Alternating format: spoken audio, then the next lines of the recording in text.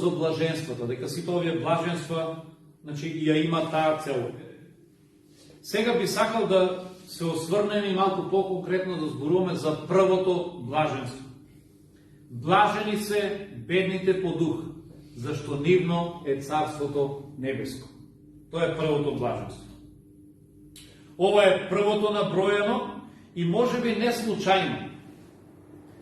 Знаете, Исус кога започнал да ги кажува блаженствата, тој вели на некаков начин, кога сака да ни каже, за да можеш сите останати да ги искусиш или да ги посакваш, најнапред треба да сватиш дека си беден по дух. Најнапред треба да сватиш дека ти самиот си немокен, дека си во една бедна состојба и имаш потреба од мене, вели Христос. Има една програма за луѓе кои што се одвикнуваат од алкохол.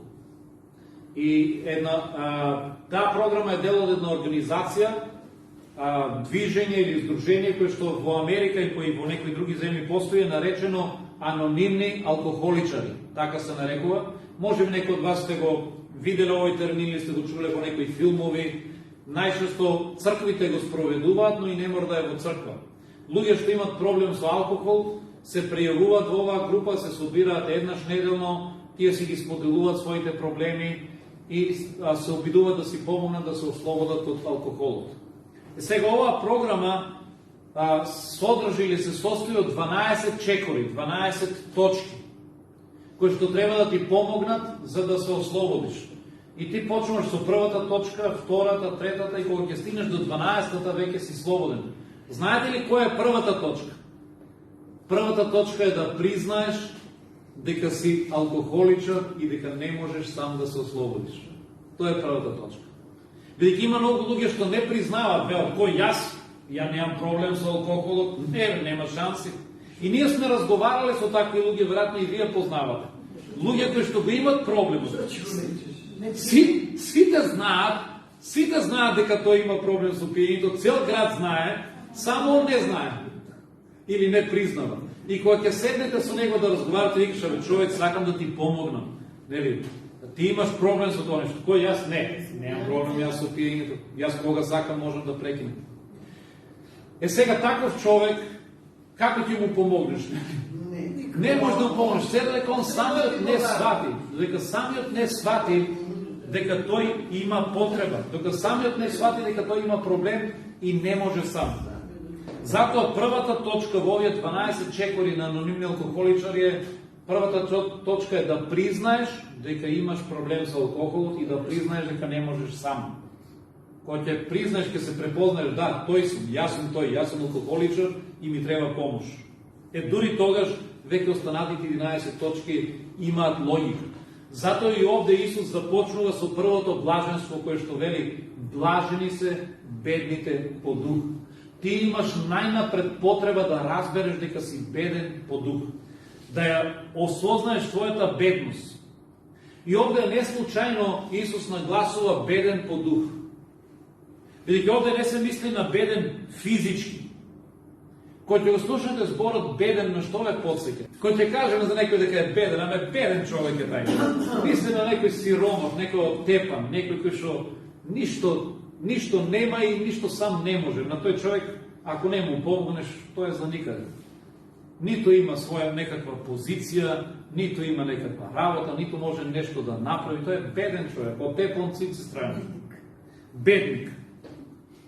И овде Исус го зима овој термин беден, кој што нам е многу добро познат, бидејќи ние живееме во еден физички материјален свет и знаеме што значи беден. Беден е некој кој што не може ништо сам, кој што е немокен, и тој го користи во духовна смисла. Вели, да, блажени се бедните, но они кои што се бедни по дух. Ајде најнапред да разгледаме како се однесува оној кој што е беден физички, материјално. Оној што материјално е беден и знае дека е беден, што прави тој во неговата состојба за да преживее? Тој најчесто зависи од милоста на другите. И тој оди да проси, оди да бара, оди кај другите, вели, смилувај ми се, немам ни дрва за огрев, немам ни струјата да си ја платам, беден сум, гледаш каков сум, за никаде сум, гледаш дека немам ништо. Тој дури отворено кажува на другите за својата состојба. Тој кажува дека му е таква состојбата за другиот да му помогне. Тој вели, јас сум беден, таков човек сум, немам ништо. И второ нешто, тој бара милост и бара помош и се моли и проси кај другите. И најчесто бедниот човек тоа го прави секој ден. Тој нема да дојде еднаш или да побара помош, да каже готово, доста е, фала, сега веќе не ми треба, од утре сам ќе се снаоѓам. Утре тој пак проси, пак бара. Бидејќи тој е беден, тој зависи од милоста на другите секој ден. И на сличен начин Исус вели, ние така треба да ја препознаеме нашата духовна бедност. Бидејќи не сите ние сме физички бедни, нели? Не мора да си материјално беден, да си сиромав, за да се најдеш во оваа категорија. Овде не се мисли на материјално беден или сиромашен, бидејќи ако е така, тогаш овој стих би значил дека само сиромасите ќе влезат во Царството Небеско. Слушнете што вели. Блажени се бедните по дух, зашто нивно е Царството Небеско. Ако овде беден значи физички беден, тогаш би гласило овака: блажени се сиромасите или оние што немаат пари, зашто нивно е Царството Небеско. Може некој да е сиромав и пак да заврши во пеколот. На крајот на крајштата сиромаси се и коцкарите, бидејќи тие нема скршен динар, се потрошиле, и тој е сиромав, па не значи дека го нашол Бога. Сиромаси се и пијаниците, бидејќи се пропиле. Сиромаси се и мрзливците, кои што не работат ништо и не им се работи и само лежат по цел ден, и тие немат пари. Но овде Исус не мисли на таа категорија. Овде под беден се мисли на морална категорија. Оној кој што осознал дека е самиот немоќен и дека не може самиот да излезе од таа духовна состојба и да се промени, и му треба спасител. И тој зависи од милоста Божја секој ден. Секој ден, како што просникот секој ден доаѓа да бара помош и моли за милост, така и ние треба да препознаеме, ако духовно сме бедни, треба да препознаеме дека ние зависиме од Бог секој ден. Тоа значи да си духовно беден. Значи да ја препознаеш твојата духовна немоќ, да ја препознаеш твојата духовна состојба на очеј. Зборот што е употребен овде за беден е птохој на грчки, кој што значи некој што понизно проси или некој кој што е во ништожна позиција. Тоа значи беден. Како некој кој што е паднат во јама и чека некој друг да го избави. И ако не дојде некој да го избави, тој таму ќе скапи. Тој нема како да излезе. Тоа е нашата состојба на духовна бедност. И пред да ја осознаеме таа состојба, ние не можеме да доживееме спасение. Затоа Исус вели, блажени се бедните, бидејќи само тие ќе го искусат Царството Небеско. И затоа, ако читаме, кога Исус зборува за себе си, кога дошол на овој свет, да ја исполни мисијата, Исус вели, зашто Бог ме помаза да ја проповедам радосната вест на кој вели? На бедните. Да, вели, на бедните ќе им се проповеда Евангелието. Зошто на бедните? Зошто Исус нагласува на бедните? Исус вели, Бог ме помаза, ми испрати да ја проповедам радосната вест на бедните. Исус овде не мисли дека Евангелието ќе им го проповеда само на сиромашните, на оние што немаат пари. Него на бедните се мисли на оние чии што срце е подготвено да прими. Оние кои што ја осознаваат нивната духовна состојба на немок и очеј, кои што знаат дека сами не можат да се спасат и да се променат.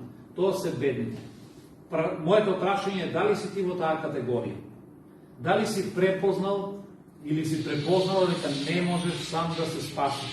Дека ти си духовно беден во состојба на очеј и очејно ти треба спасител? За жал имаме луѓе кои што може би духовно се богати, се на позиција, имат многу други работи, но овие луѓе може да бидат повторно духовно бедни, но најжално е ако тие не го осознаваат тоа нешто. Кога Исус се обраќа до 7 цркви во книгата Откровение, една од црквите за која што Исус овде пишува писмо или се обраќа, е црквата во Лаодикија. И ќе го прочитам описот или она што Исус го кажува за црквата, ќе видите колку еден тажен опис е за ова црква. И ќе ја препознаете состојбата на ова црква. Исус вели вака: зашто велиш, богат сум и се збогатив и ништо не ми треба. И продолжува Исус вели: а не знаеш дека си беден и проколнат, сиромав, слеп и гол. Колку тажна состојба. Исус овде ја опишува црквата во Лаодикија, вели: вие се сметате за богати. За црквата во Лаодикија историски се кажува дека тоа бил град, трговски град, и оваа црква била претежно од верници кои што биле богати. И многу од нив биле трговци, тргувале со различни работи, и тие веројатно си мислеле: ние имаме се. И си биле убедени толку дека имат се, што дури и Бог веќе не им треба. И затоа Исус се обраќа до нив и вели: ти си велиш, богат сум, се збогатив и веќе ништо не ми треба. И тука е еден клучен збор. Слушайте што вели Исус: а не знаеш дека си беден. Тоа е најжалното. Ако не знаеш дека си беден, тогаш не си во оваа категорија на блажени. Бидејќи Исус вели: блажени се оние што се духовно бедни, оние што препознале. Многу е важно да препознаеш дека си во таа состојба, да кажеш: Господе, да, беден сум, очаен сум, не можам сам, помогни ми. Тогаш си духовно беден. Но оваа црква, овие верници, за жал, не сметале дека се во таа категорија, затоа што тие не можеле да се видат себе си како такви. Вели: не знаеш дека си духовно беден. И бидејќи не знаат, Исус вели: заради тоа нешто, вели, те советувам да си купиш од мене злато, пречистено низ оган, и да ги намачкаш очите своји со масло, за да гледаш. Исус ја опоменува оваа црква и кажува дека ако не се промени, ако не си ги намачка очите и да прогледа, да ја согледа својата немогност, својата бедност, овие луѓе нема да се променат и нема да се спасат. Затоа Исус вели: те советувам да си купиш очна маска од мене, да си земеш и да ги намачкаш очите своји, за да прогледаш, за да ја видат својата беднотија, својата духовна бедност. За разлика од оваа црква, ние имаме еден пример кој што Исус го кажува во Новиот Завет, каде што имаме човек што е препознал својата духовна бедност и тој се спасил. Тој бил оправдан. Знаете ли за кој станува збор? Исус дава пример за двајца луѓе кои што отишле во храмот да се молат. И вели, едниот од нив беше фарисеј, а другиот цариник. Фарисејот како се молеше? Господе, ти благодарам што не сум како овој овде. Фала ти, Господе, што јас сум толку многу добар. Ти знаеш дека давам 10 од се. Јас сум супер духовен човек. Ти благодарам што си ме направил вака многу добар човек. А вели цариникот до него, или даночникот, митникот, вели тој само се удираше во градите, дури ни главата своја не сакаше да ја подигне од срам. Не се осмелуваше да ја подигне кон Бог, туку со наведната глава само велеше: Господе, биди милостив спрема мене грешниот. Исус вели: овој вториот си замина оправдан, а овој првиот не. Зошто? Зошто цариникот беше оправдан? И двајцата беа бедници. Да не мислите дека фарисејот беше поарен, но митникот ја препозна својата бедност. Митникот ја препозна својата состојба. Тој свати дека е во очајна состојба, тој свати дека е грешник и тој извика за милост. Тоа значи да си духовно беден, да ја препознаеш состојбата во која си и да викаш за милост, да бараш милост од Бог, да кажеш: Господе, биди милостив спрема мене, јас сум грешен. Овде всушност не се става акцентот толку на покајанието, на исповета, него на тоа да препознаеме состојбата во која што се наоѓаме, да препознаеме дека ние сме ништо без него, дека ние самите не можеме да се промениме. Некој ова го нарекол вака, рекол: да бидеш духовно беден не значи да размислуваш бедно за себе си, туку да размислуваш правилно за себе си. Ја сваќате ли разликата? Тоа не значи цело време да себе гледаш како некој си никој ништо, него значи да препознаеш твоята состојба, да размислуваш правилно за себе си, дека ти сам не можеш без Христос, дека си немотен без Христос. Тоа значи духовно беден. Кога ние ќе препознаеме таа состојба, тогаш наше е Царството Небеско. Затоа Исус вели, блажени се духовно бедните, зашто нивно е Царството Небеско. Веќе тогаш ќе сватиме дека имаме потреба од Христос. Има еден пример и со него ќе завршам. Некој гувернер кој што во таа држава имал право да помилува затвореници, на една од неговите годишни посети во затвор решил да ги посети затворениците во неговиот град и да види дали има некој кој што има потреба или заслужува да биде помилуван.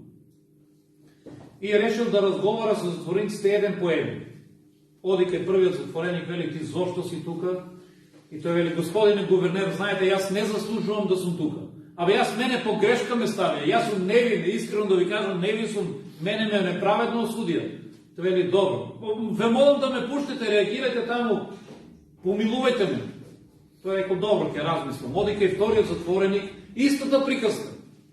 Абе, господине, Јас сум невин, сгрешија за мене, невин сум, прашите кој сакате, ја не сум таков човек, јас сум во суштина многу добар човек.